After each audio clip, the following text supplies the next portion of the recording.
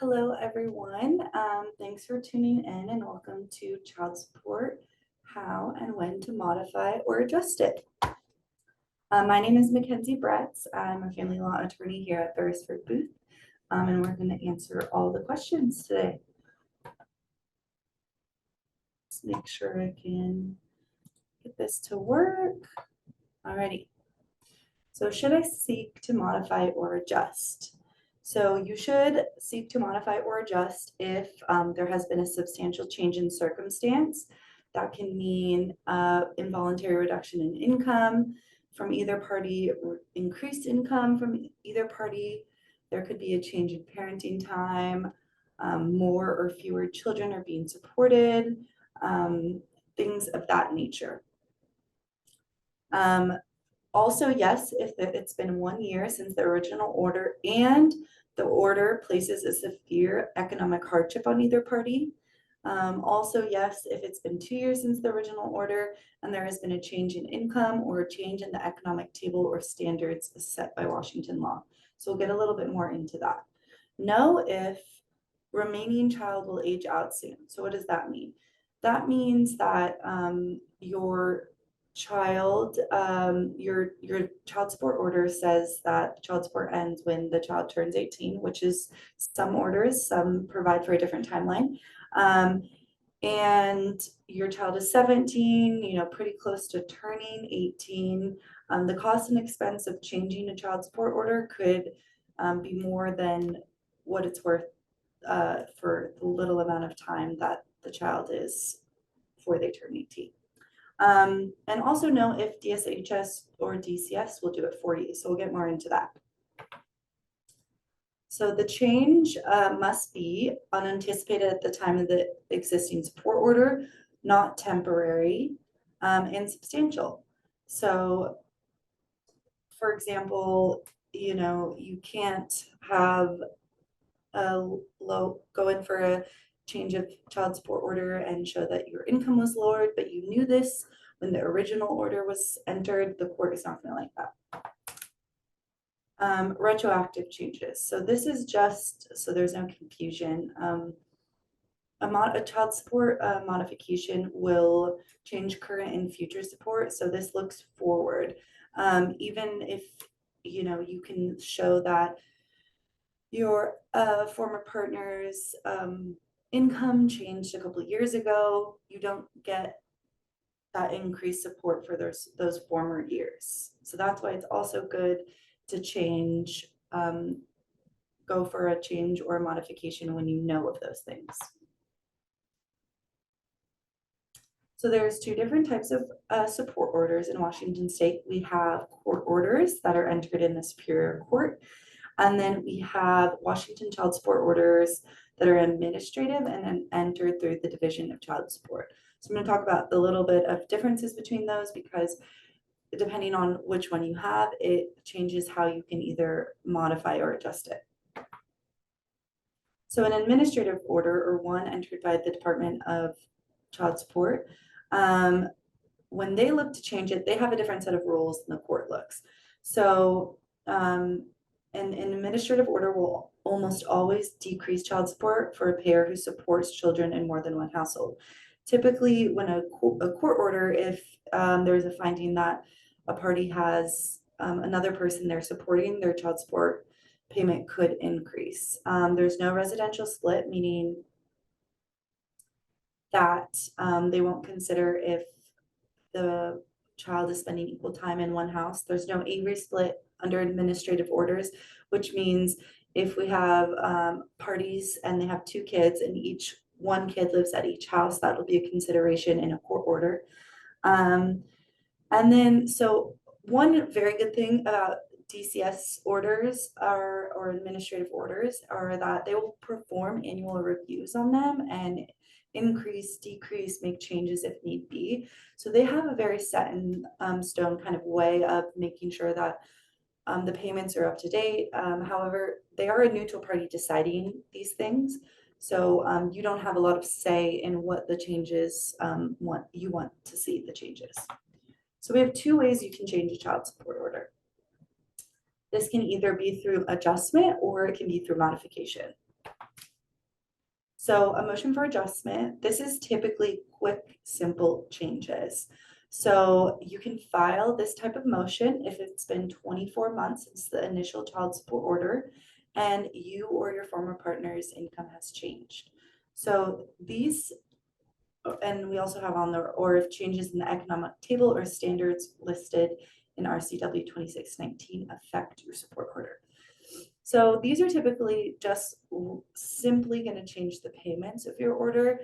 So maybe your spouse got a, or your former spouse got a big increase in their um, working job, or your income was greatly decreased.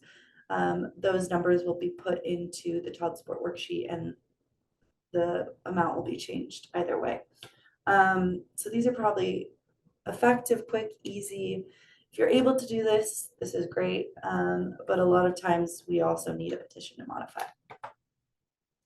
So a petition to modify encompasses more complex changes. Depending on the situation, this can take longer time to accomplish. So this can happen typically a year after the initial child support order. And if you can show financial hardship, or the last line here says the child turned 18 but hasn't finished high school, that's kind of when we're looking for post-secondary support. So when you're doing petition to modify, you'll have to submit current financial information. And if, say, you're looking for your payments to be reduced because your income has decreased, you can submit things such as doctor's notes as evidence, or if the other party is trying to argue that your payment has increased, you can submit evidence such as, maybe it was just a bonus and that wasn't a full-time increase in your income, but those are things that are going to be typically a lot more complicated and take a lot more time. So agreements for change, this is a little bit uncommon, but if you and your former partner, are on very good terms and talk and communicate about things, maybe you can come to an agreement. However, where you want to be careful is if you come to an agreement and say, this is the order and this is what I'm going to pay, and your former spouse or you are paying that, that is great, but however, that will not be enforced by a court. So unless you have a signed order by the court that they're not actually obligated to pay that amount, and you're not obligated to receive it. So typically with things like child support, it's best to go through the court system. So where should I file the petition for modification? Great question. So usually you're going to file it in the county that entered the prior child support order, as long as a party still lives there. So that means either one of the parents or the child.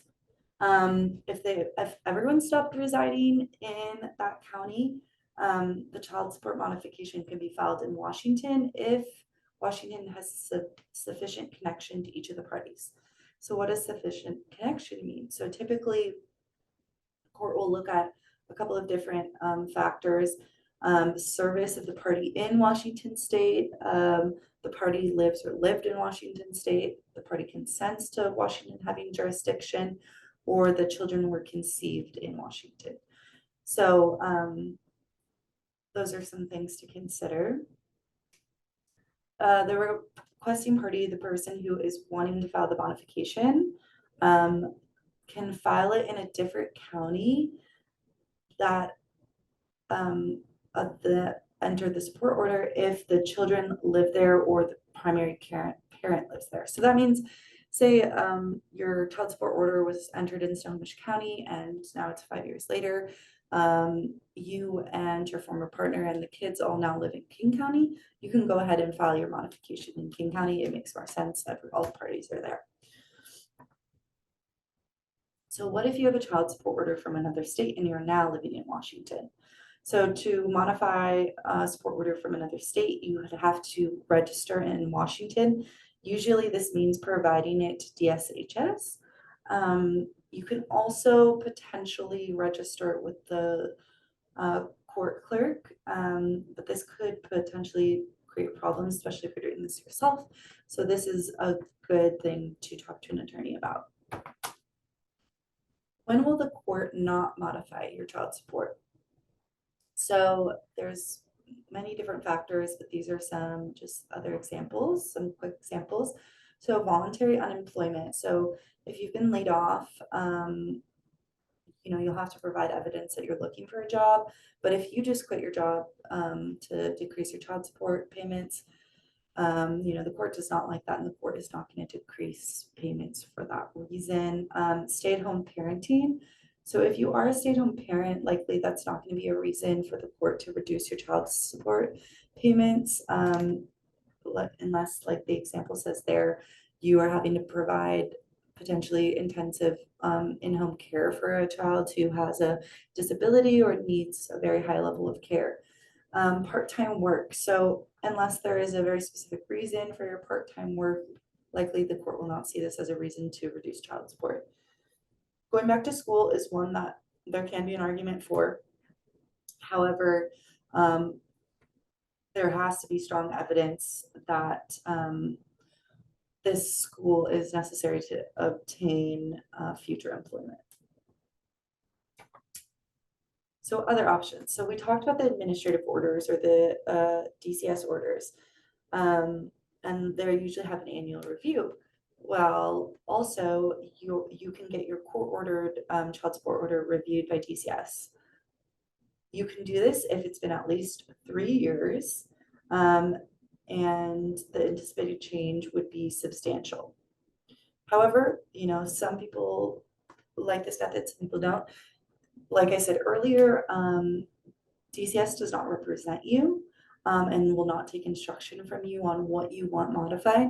And they are a neutral party. So if you have very specific things you're looking for, if you're looking to have certain expenses split, if you're looking for a specific payments, DCS will do an examination of the parties, but they will not listen to your requests. So that's something to consider. So post-secondary support, this is a big reason that people typically modify or change parenting plans. So post-secondary support basically means extending support to cover a time period after high school. Typically, it's for if a child is going into college. It's not always the case. One of the things you want to be very careful about with this is that you need to file this before the child turns 18. If in your child support order it says support ends at 18, sometimes it will say that, or it could often say when they finish high school. So if it says before they turn 18, you must file before their 18th birthday. So that's something to keep in mind. And if it's a graduation kind of cutoff, then you must file at least a month before graduation. Something to keep in mind.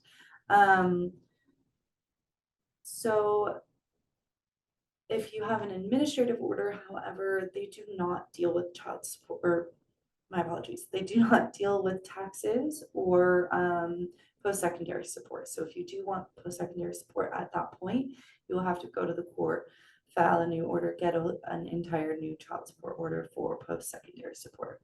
And then typically it usually only lasts till the child's 23rd birthday, unless there is extraordinary circumstances. And this usually means a child with a disability, a child who can no longer provide or cannot provide for themselves. So that's where those situations come in. Judges will look at the child's age, the child's needs, the expectations of the party when they were together, the abilities or disabilities of the children, and then, also kind of what post-high school education the child wants as well. So this is, typically a very common way that child support orders get changed. So extras, this is, if the amount of support increases significantly and you are on the receiving end of that, it can be implemented in phases to help you with that payment a little bit. And then I think a question that gets asked a lot, and especially around this time, can I increase my or decrease my child support order because of inflation, or can I have my payment increase because of inflation? So this is typically not a reason that child support can be increased or decreased. You have to demonstrate a significant change in circumstances, and an increased general life expense can't figure into this. So just thought something I would mention. All right, so lastly, don't wait. If you see a circumstance that could allow you to change an order, that is something you should really talk to an attorney about, especially because if you hold on to it for a long time, it could provide evidence that you're either able to function with a low support amount, or the person paying is able to function with a higher amount.